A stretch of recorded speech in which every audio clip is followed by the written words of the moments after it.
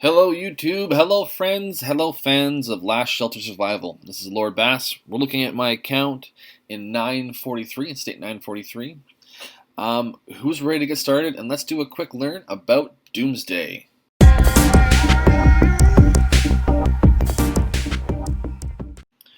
Alright, welcome to Doomsday 101. Today we're talking about how to do the basic version of Doomsday. So taking tiles, a breakdown of the season points, how and what to harvest, how to process, what the specialty points for, and what the building levels are for. That's kind of what we're looking to accomplish today. So let's get started. The first thing we're going to look at, Doomsday is an event that runs for 45 days. And it's based on certain season points. The way the season's point works is they work as an alliance. You gain points by doing different tasks.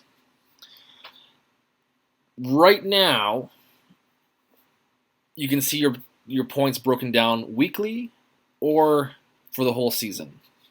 Currently, my weekly contribution, I'm at 7,752 points this week. Those come from the season points, stone donations, and total war destruction value. The other points, the declaration points, the wars joined, and the war feat, those don't give us actual points, but it does show the impact you had during the war. So I've joined 2 wars, I've destroyed a couple buildings, I took down a launch center, so I did get a bunch of declaration points for that. A launch center is worth 20,000 declaration points, and a building's worth 1,000. The season points, those come from taking tiles. Now the season points themselves are broken down. I'll be sharing a document showing all the points for each tile. But a good judge is a level 9 tile gets you 20 points. A level 12 tile gets you 30 points. So taking a tile, it's all based around your immunity. When you're looking for a tile you want to take, you need to be attached to at least an alliance tile, which will be blue, or a green tile, which is your own personal tile. When you go to take a tile, you can take one beside it and you occupy it. You'll see a breakdown of what that tile will give you in terms of resources. It shows you the guard power, shows you the influence value, and the infection intensity. So a level 12 plot has an infection intensity of 4,800. My current immunity is 5,800.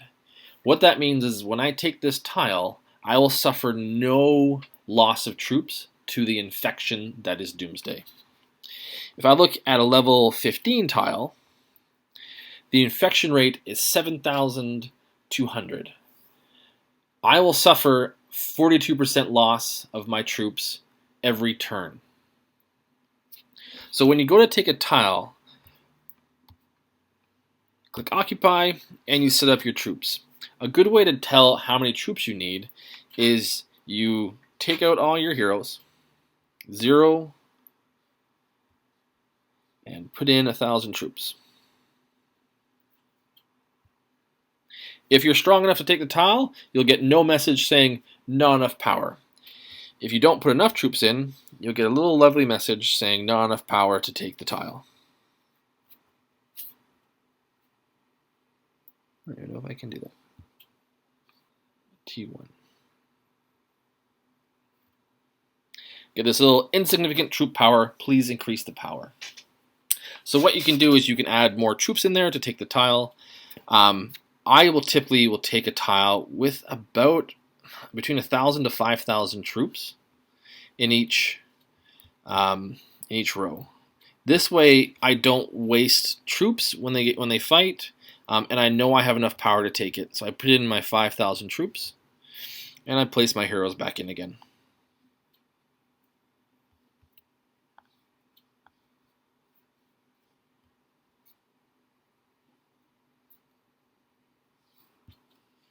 And we march on that tile.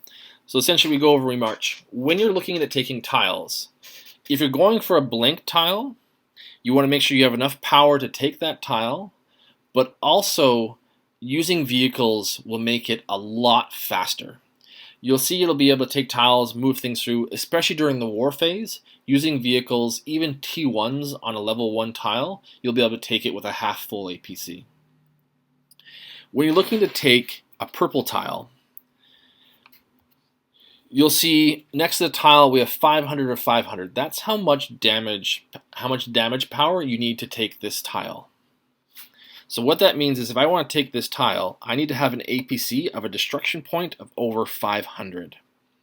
So I've set up my second APC to have 500 power. If I don't have enough power, I try to take the tile, I will fail, and I'll have to hit it multiple times. If you have power of 499 or below, you'll have to hit that tile twice. This is particularly important during Doomsday when you're looking to take over tiles. How I got this APC up to 500 power is I used fighters. If I take the same APC and fill it with enhanced T8 trucks, my destruction power is only 332. With my T7 fighters, I'm over 500. Looking at how you can play around with your troops, looking at how your destruction power ranking is, which is this little guy right here at the top. This is what's going to show how many attacks you need to do per tile. If you can't hit 500, at least get it over 250. That way you only have to hit it twice. If you're anywhere below 250, like my first one here, you will have to hit it 3 or 4 times. So let's go and take the tile.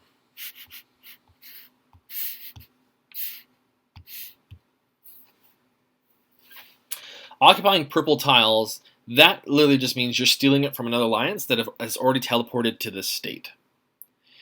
This state-owned tile, so any tile that's owned by a state member will show up as white, like these ones here do.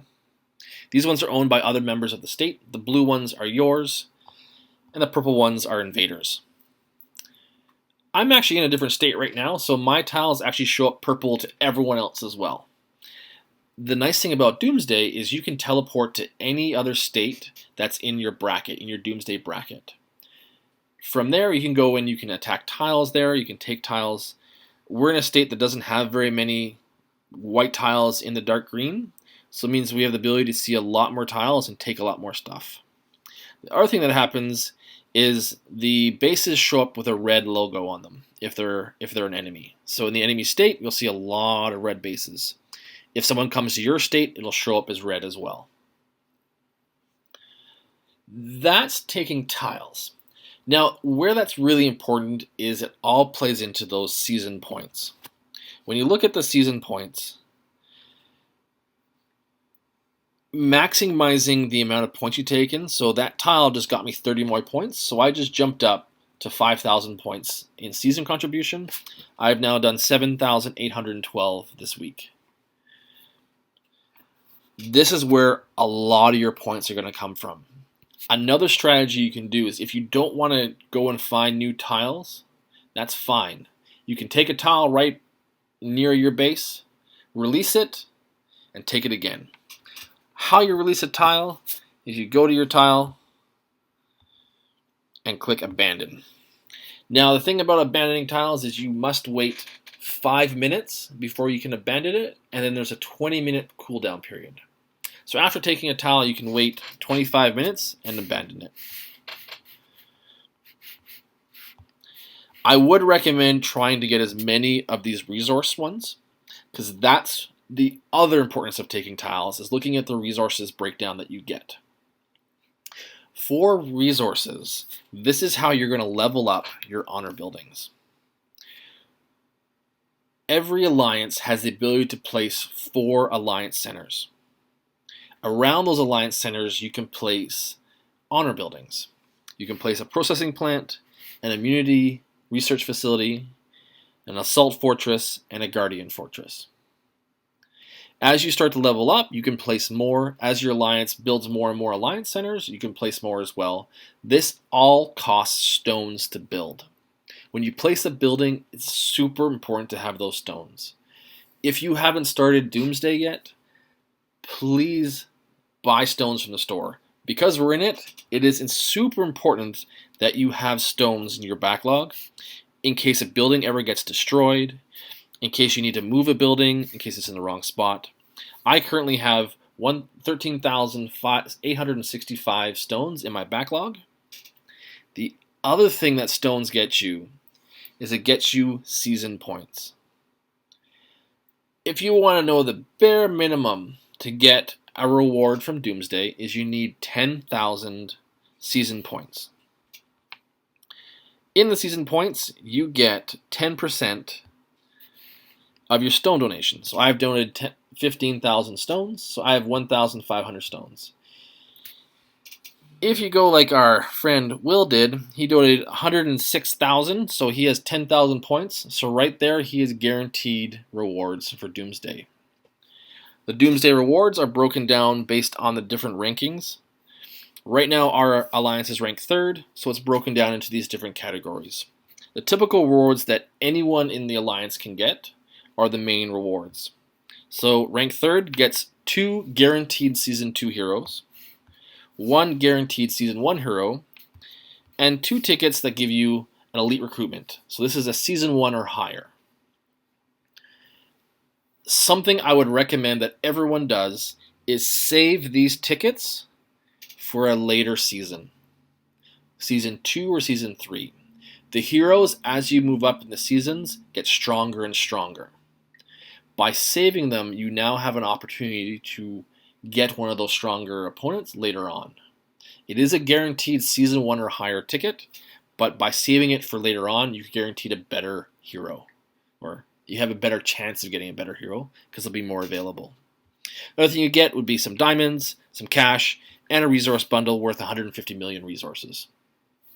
The other rewards are broken down to the R4 rewards. They get their own rewards. It's basically all the same stuff, just a bit more. So the R5 reward. And then there's the season core rewards, which the R5 gets to choose who gets. They can hand those out to whoever they want. It's up to them how they hand these out. Most alliances will have their leader chat decide who gets these. Cool. So now we've broken down the resources you get from plots, the season points. Now let's look at harvesting those resources. When you claim a pot, your territory will be broken down by empty plots, farms, forests, minerals, oil, and water. My fallen farms is I have 28 fallen farms, so I'm getting 27,700 infected food every hour. My wood, I'm getting 29,000 infected wood, and so on and so forth. To process these resources, they're done inside your processing plants. Inside the processing plants, this is where you get to harvest your material to upgrade your buildings. So all the immunity buildings require these health vials, so these immunity vials. You get these from processing food, wood, or water. As you level up your buildings, you can process more quickly. So right now, I have a backlog of everything. I'm actually processing all of my oil and all of my stone right now. I need to go harvest it. How you harvest it is you click on your territory, press this harvest button, and it gives you all the ones that I've been waiting for. You can do this after 5 seconds, so you can go and you can pick it again if you want to. It's not going to give me very much, but at least I got 12 more water. When you're looking to process it, this is where it happens. The great thing is if you only need 200,000 of this composite mineral to upgrade a building, wait till it hits 200,000 and then stop it and then start it back up again. Because what it does is it allows you to take those currently being processed materials and then use them.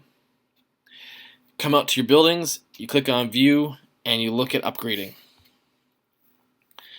My level 15 requires 522,000 composite materials to upgrade.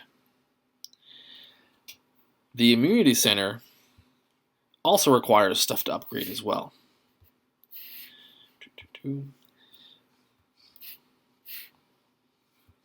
Sorry, let me get back to it. Your immunity center requires the infection vials. So to go from level 17 to 18 is 2,431,000, and this is at Alliance Center 2. The cost for these buildings change as you move up Alliance Centers. Alliance Center 1 to Alliance Center 4. Alliance Center 4 is between 3 to 4 times the cost per upgrade. So my level 17 to 18 cost me 2.4 million here. I go to my immunity center at Center 4. It's costing me 2,700,000.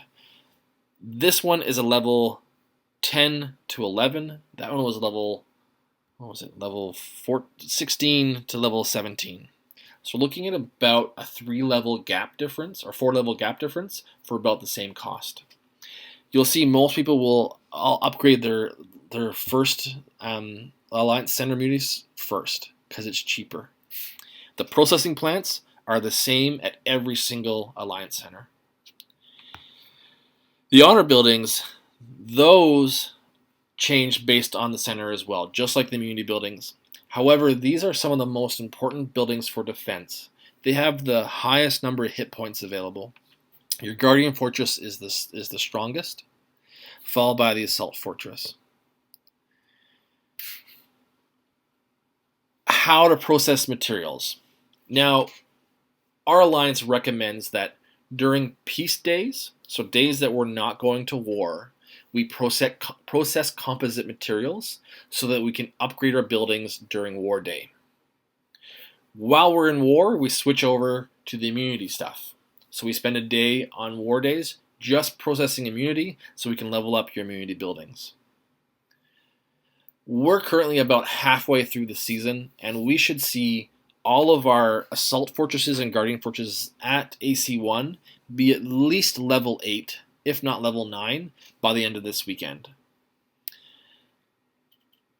My goal is to keep ahead of that, to keep improving, keep moving up. These buildings are super important for our defense. The other thing it gets you as well, by doing the buildings, it gets you honor points. That's the other aspect of Doomsday that's super important. Doomsday lasts over 4 different seasons. And the one thing that carries over every season is your honor points. Currently, I am a level 20 honor, which allows me to apply 20 specialty points to the board. We have 3 different boards. We have our green board, which is for resources. Blue board is just for construction. And red board is for attacking.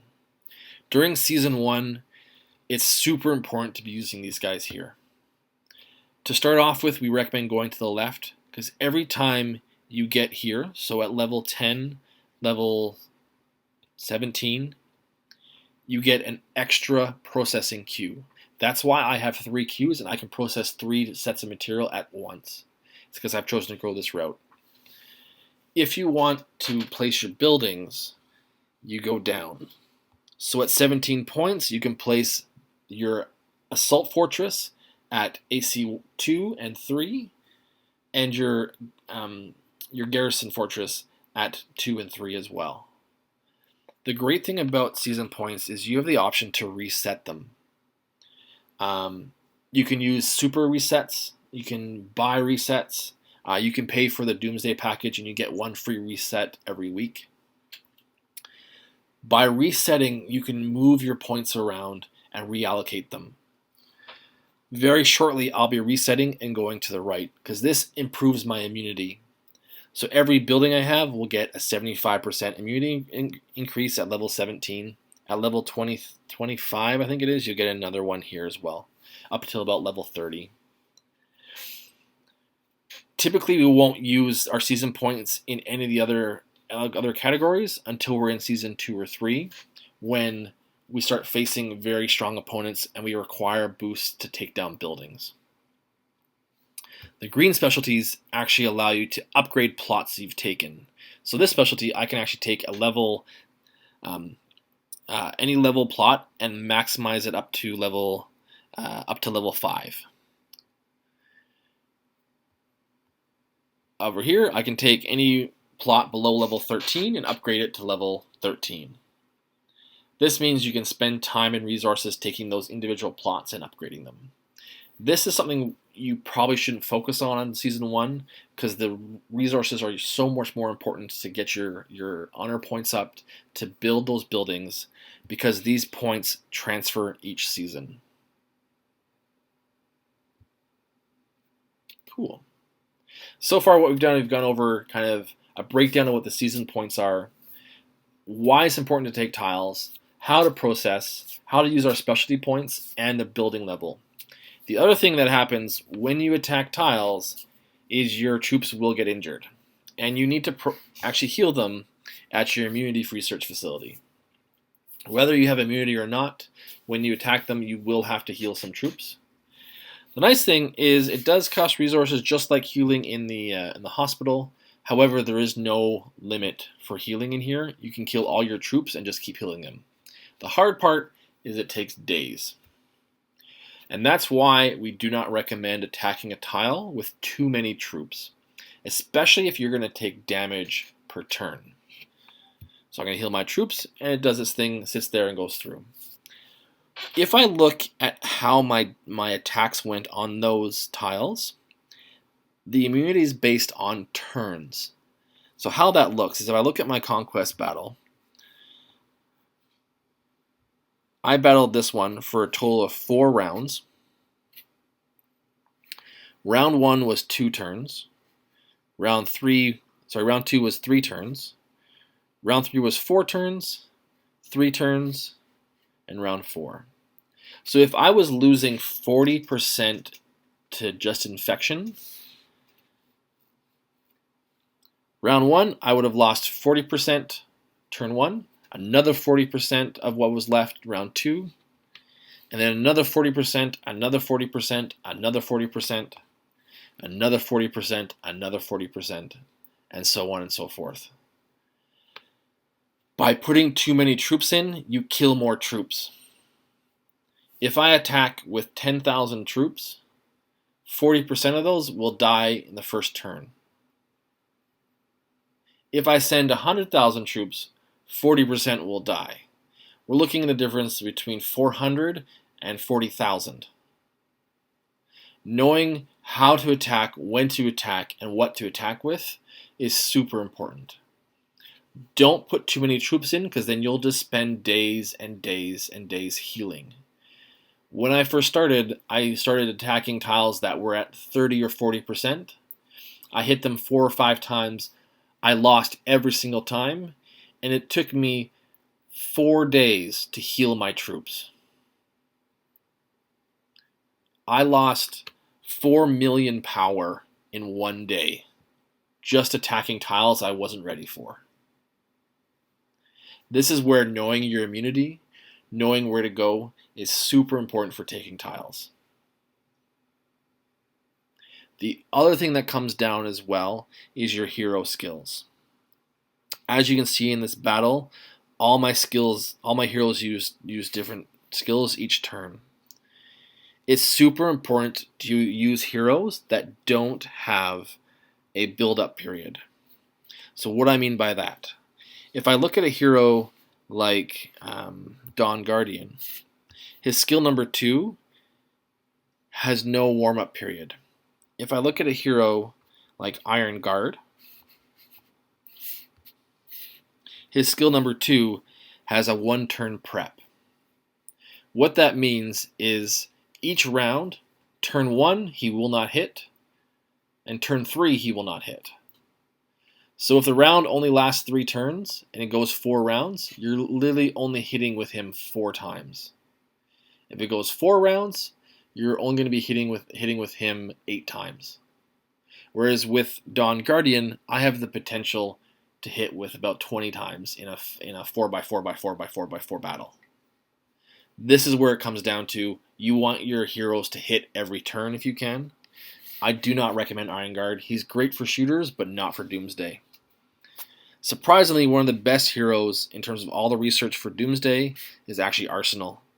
His support that he has for troops and his ability to deal damage every turn and also target 2 squads makes him a very powerful hero for Doomsday. So, we've kind of gone over a lot of stuff really quickly. I'm going to do one last little recap, and then if we have any questions, we can go from there. But at this point, knowing the importance of Doomsday for those rewards is huge. If people aren't taking tiles and aren't hitting that 10,000 mark, it means that we're not living up to the expectations of our alliance, we're letting people down, and we're not supporting our entire alliance's growth. We need to take tiles. Even if you just take and release, take and release, take and release, at least try and get as many points as you can before the end of the season. We currently have about 23 days left of our Doomsday. I believe 23 days left of our Doomsday season, and we are currently ranked 3rd place. If we can have everyone start taking tiles and getting their 10,000 points, we can move up in the ranking. Ultimately, the other thing you can do is if you just want to, donate 100,000 stones. It's a lot of alliance contribution to do that, but it means that we'll have stones to rebuild everything.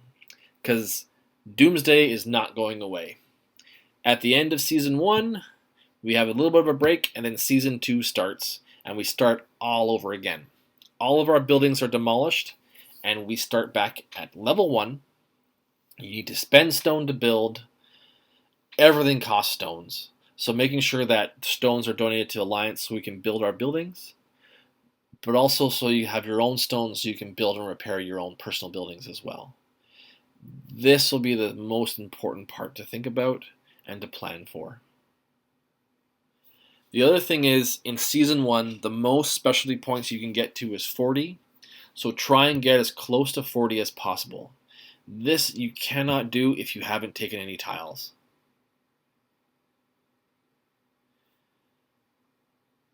To get the most points is by upgrading your buildings, your garrison, your assault fortress, and your processing plants. Those will get you the most honor points out of all the buildings.